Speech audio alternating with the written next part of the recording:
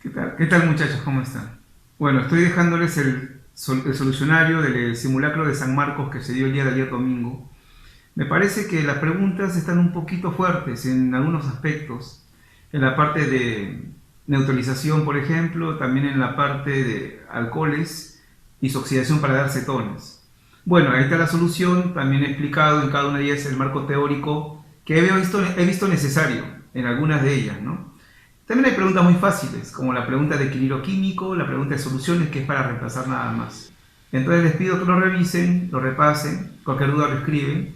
Ha venido celdas galvánicas para aquellos que dicen que no viene, bueno, hay que estar atentos siempre a estudiar con calma, no con tranquilidad. Escucharlo, repasarlo y ya está. Coloco el texto al inicio del video y luego viene la solución, ¿no? Entonces, usted pause el video cuando está la pregunta, lea el enunciado bien y con su hojita no vaya tratando de hacerlo.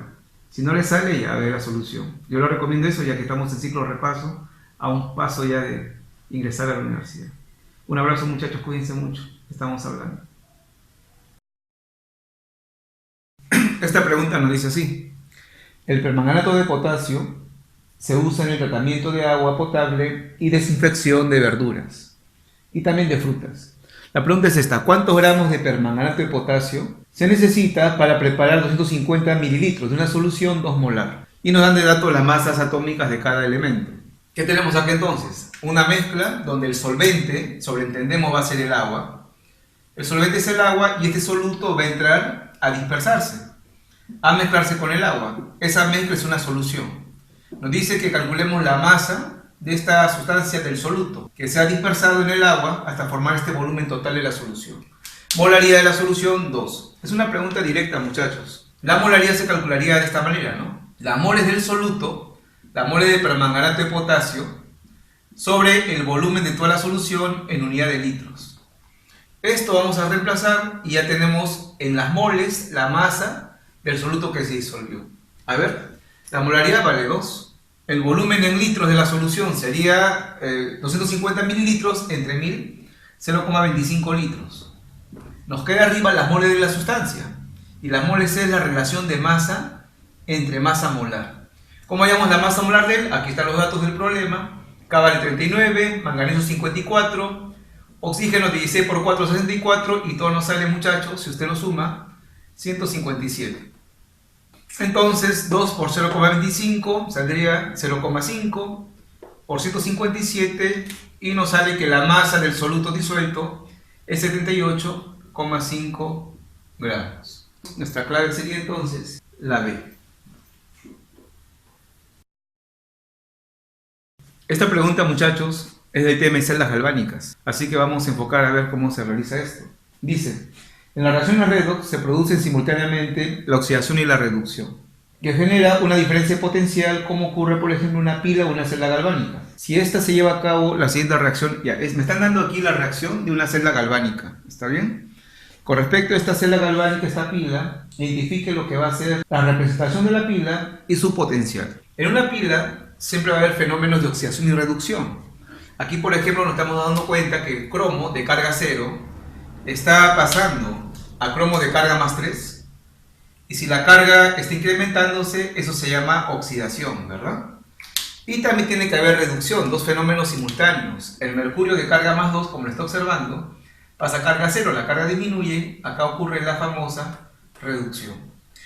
Si hay oxidación-reducción, es una reacción de celda galvánica. Ahora, para hallar el voltaje de esta, es muy sencillo, aquí están los datos, miren. Cuando el mercurio de carga más 2 pasa a carga 0, aquí está, reducción, ¿no? Mercurio de más 2 pasa a 0, ahí tenemos el potencial. Entonces, en este cambio del mercurio, su voltaje va a ser más 0,79 voltios. Ahora hallamos el de la oxidación. Pero ahora en la oxidación el cromo pasa de 0 a más 3. Pero el dato que nos han dado está cuando el cromo de más 3 pasa a 0. ¿Qué tenemos que hacer ahí, muchachos? Simplemente usar la ecuación al revés. Si la pila me está diciendo que debe ser cromo de 0 a más 3, pero el dato está de más 3 a 0, yo tengo que, en mi mente, voltear la ecuación para que se adecue a lo que dice la pila, de 0 a más 3. Ya, pero si usted voltea la ecuación, ya no va a ser reducción, ahora va a ser oxidación. ¿Y qué pasa con el voltaje? Simplemente cambia de signo. Si de más 3 a 0 era menos 0,74 voltios, de 0 a más 3, el potencial se llama ahora más 0,74 voltios y se llama potencial de oxidación. Yo tengo que hacer caso a esto. Mis datos los adecuo a esto. Esto está igualito. Ahí tiene su voltaje. Acá hay que voltear el dato, ¿no? De 0 a más 3, volteamos esto y cambia el signo. El potencial, muchachos, estándar de la pila, el potencial de la pila sería la suma nada más. A ver, hagamos la suma. Y eso sale 1,53 voltios. ¿Bien? Listo. Nos piden también que hallemos la notación de la pila. Eso solamente es así. Primero se coloca lo que ocurrió en la oxidación, en el ánodo, y luego lo que ocurrió en la reducción, es decir, en el cátodo. A ver, ¿qué ocurrió en la oxidación, muchachos? El cromo, de carga 0, ha pasado a cromo más 3. Se indica así. Se pone una línea para indicar que ha habido esa transformación de esta sustancia de 0 a más 3. A la derecha lo que es la reducción, pero en medio se pone dos líneas, que sería el puente salino de la celda galvánica. Se pone ahí dos líneas entre ambos fenómenos. En la reducción, el mercurio de carga más 2 ha pasado ahora, muchachos, a mercurio 0, ¿no? Es la reducción. Hay una línea también. Entonces, esto de izquierda es lo que ocurre en la oxidación, esto es la reducción. Buscando las claves, la respuesta es la A. ¿Bien? Sin embargo, acá voy a hacer una pequeña observación que es la siguiente. En el dato del problema del examen, esto que nos dan, aquí dice acuoso. Y acuoso es un término utilizado para los iones. Ellos sí son acuosos. Pero un metal en estado neutro, en condiciones ambientales, tiene que ser sólido esto. Ahí el examen está equivocado. Esto tiene que ser sólido. Solamente el mercurio en estado neutro es líquido. El mercurio en su estado metálico es líquido. Acá le han puesto sólido, también está incorrecto. Esto debe ser líquido, ¿no? Hay un error ahí en el tipeo del examen, pero más o menos por ahí va el panorama, jóvenes. No se han equivocado en el estado físico de las sustancias. La clave es la... Esta pregunta nos dice: la propanona es la primera acetona y la más importante por su aplicación en la preparación de barnices, pinturas, plásticos y pegamentos. Indique el valor de verdad o falsedad respecto de los cambios que tienen lugar durante su obtención. Bien, amigos, dice la propanona. Estamos hablando de una acetona entonces. Hay que recordar esto, miren. La acetona es un compuesto orgánico que tiene la siguiente forma general. Tiene aquí una cadena carbonada, el grupo carbonilo de las cetonas, y acá tiene otra cadena carbonada. ¿Bien? Recordar que esta parte del medio, el grupo carbonilo, se separa así, ¿no? Estas dos líneas que están aquí son los enlaces simples que el carbono puede formar, y el oxígeno de arriba se une a él con un enlace doble. Entonces, recordemos, la acetona se forma a través de un alcohol cuya forma general va a ser esta, nos va a dar como origen, amigos, una acetona. Pero ¿cómo se llama la reacción química que va a ocurrir para su obtención? Se llama oxidación. Entonces, las acetonas se van a obtener a partir de la oxidación de alcoholes, pero no cualquier alcohol. ¿Cuál es el alcohol que vamos a utilizar? Son los llamados alcoholes secundarios. ¿Cómo reconozco yo un alcohol secundario? Porque el carbono que está uniendo al OH es un carbono secundario. ¿Y por qué carbono secundario? Porque se enlaza a dos carbonos más. Si este carbono es secundario y ahí se une el OH, este alcohol se llama, muchachos, alcohol secundario. Ahora veamos el que está en la parte inferior. Vemos acá una cadena, como lo observa, y el OH se une a este carbono. Ese carbono se enlaza a dos carbonos más, entonces decimos que tenemos aquí un alcohol secundario. ¿Está bien? Entonces, cuando el carbono que une al OH se enlaza a dos carbonos más, es un carbono secundario. Se une ahí el OH, es un alcohol secundario. Entonces, ellos cuando se oxiden, van a dar cetonas. ¿Y cómo es la acetona que se forma producto de la oxidación? A ver, veamos acá. Lo que usted va a hacer es lo siguiente. Si quiere obtener la acetona respectiva de la oxidación del alcohol secundario, la cadena carbonada se mantiene. Si la cadena es de 3 carbonos consecutivos, acá también 3. Solamente que hay una variación en el siguiente punto. Este lugar donde está el grupo de los alcoholes, el OH, ya no va a ser así. Ese grupo funcional va a cambiar. ¿Qué aparece en lugar del OH en este lado? Aparece el grupo de las cetonas. Te vamos a hacer esto, muchachos. En vez de este grupo CH-OH, acá va a estar ahora el grupo cetona. Ese es el reemplazo que voy a hacer para formar la acetona del alcohol secundario. Los demás extremos se mantienen igual. No tiene por qué cambiar la cadena. La cantidad de carbonos tampoco. Solamente cambia ese grupo funcional. A ver acá, por ejemplo, muchachos. Tenemos un alcohol secundario. Cuando se oxida va a dar una acetona. ¿Y cómo sería la acetona? Sería así. La cadena carbonada la va a dejar igual. A ver, cadena lineal de 1, 2, 3 y 4 carbonos. 1, 2, 3 y 4. Del carbono 2 de la derecha sale un carbono más hacia arriba, ¿no? Y ahí está. La cadena no va a cambiar, la cadena se mantiene igual, amigos. Solamente donde se encuentra el grupo de los alcoholes, que es esta parte, lo va a cambiar por cetona. Y aquí está la cetona. Listo, lo demás lo completamos y tenemos el compuesto obtenido, la cetona obtenida de este alcohol secundario. ¿Listo? Ahora veamos las alternativas. La primera decía, es conseguida por la oxidación de un alcohol secundario. Ese es verdadero. Una acetona como la propanona que me dice el problema se obtiene en un alcohol secundario, es verdad. La primera es verdadera. Ahora, la alternativa 2 nos dice así. El carbono que contiene el OH pierde 2 hidrógenos. Si ustedes se percatan, al transformar un alcohol secundario a acetona, en total se pierden 2 átomos de hidrógeno, ¿no? Este hidrógeno se va y este hidrógeno se va. Ya no están al final en la acetona y podemos decir que el alcohol pierde 2 hidrógenos en total para la acetona respectiva. Pero acá la pregunta me está diciendo que el carbono que contiene el OH, es el carbono que contiene el OH en ese proceso de formación. Y va a perder 2 átomos de hidrógeno. Y es falso. Veamos acá, este es el carbono que tiene el OH. Este carbono que tiene el OH tiene solo un hidrógeno, ¿no? Tiene carbono y el OH. Entonces, el carbono del OH solo va a perder un átomo de hidrógeno. Él se va a ir. El otro hidrógeno perdido no es del carbono. El otro hidrógeno perdido es del oxígeno del alcohol. Entonces, cuando acá me dicen que el carbono unido al OH pierde 2 hidrógenos, falso. Él solamente está perdiendo uno, que le corresponde. El otro no le corresponde al carbono. El otro hidrógeno le corresponde al oxígeno. ¿Bien? Entonces, eso sería falso, muchachos. Y la última dice, la acetona se va a obtener por la reducción del 2-metilpropandosol. Bueno, no. Un alcohol obtiene acetona por oxidación. No por reducción, sería falso. Entonces acá la clave, muchachos, sale verdadero, falso, falso. Y no hay clave en esta pregunta. No hay clave en esta pregunta del simulacro.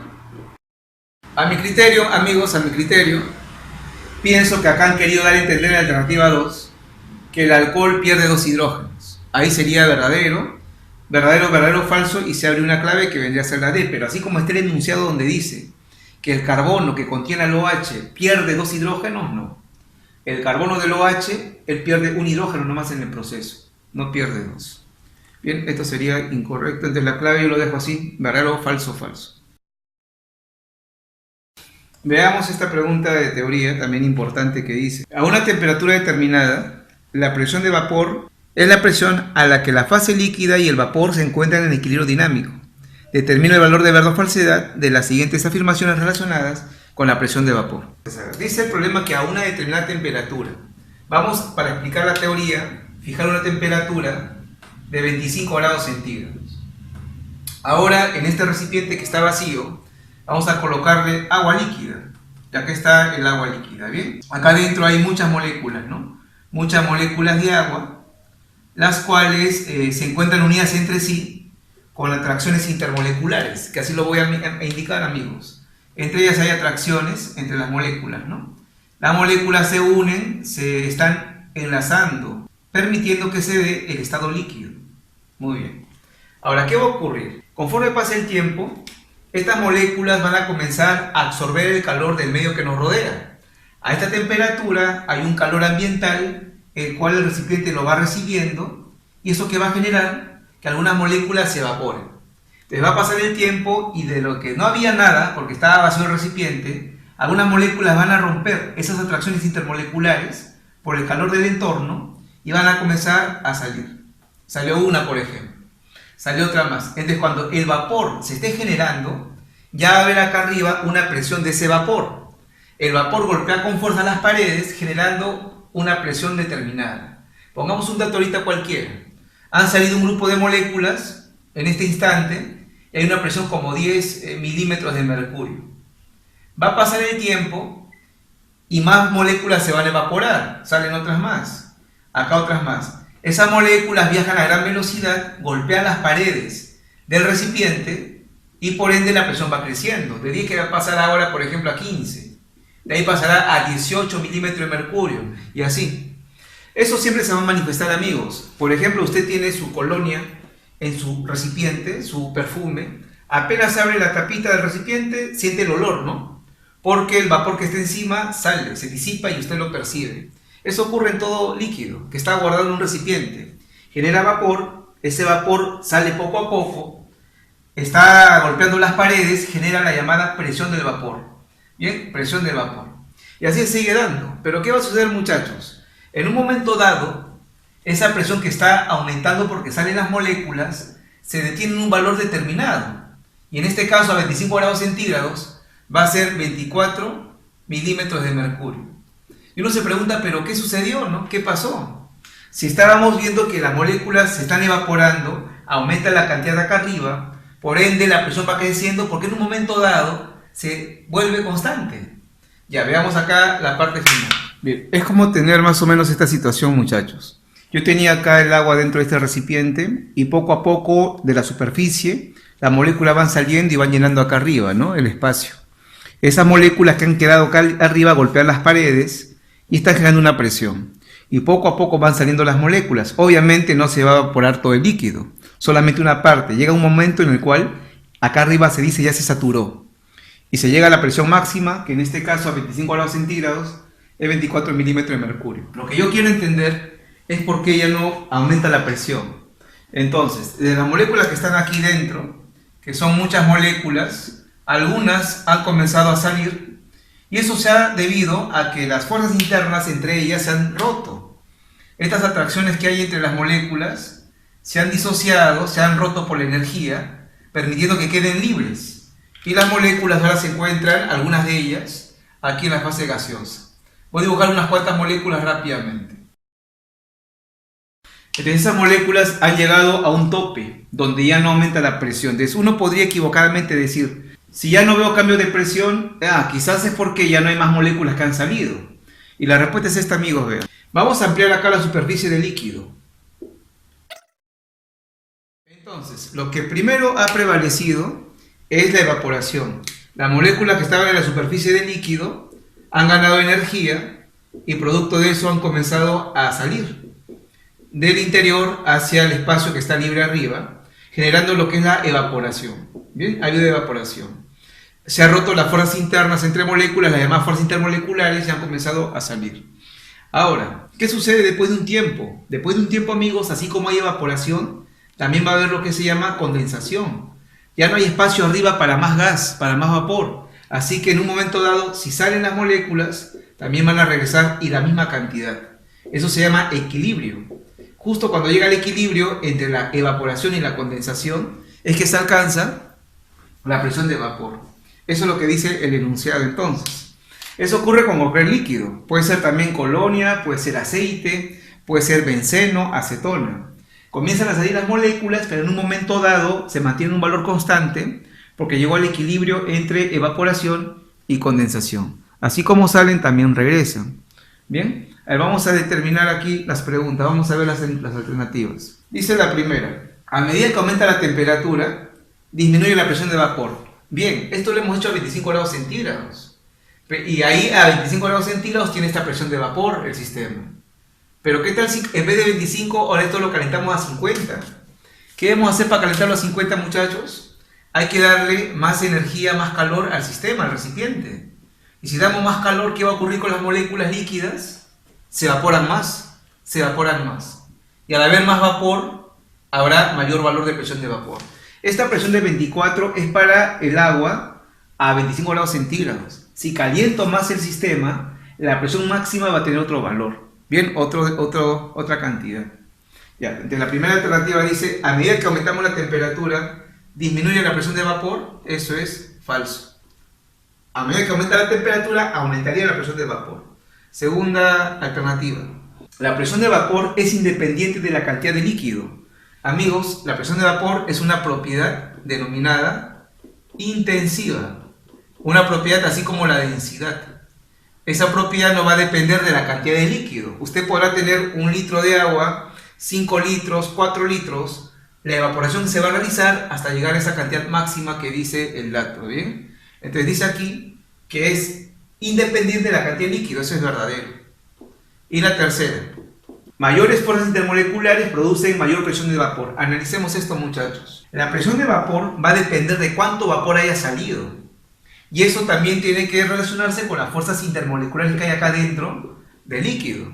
Si las fuerzas son muy intensas entre sí, se unen muy fuertemente, va a ser difícil que estas moléculas salgan a la fase gaseosa. En cambio, si la fuerza interna es débil, que esto se rompa, va a ser fácil con el calor. Entonces, ¿qué puedo afirmar?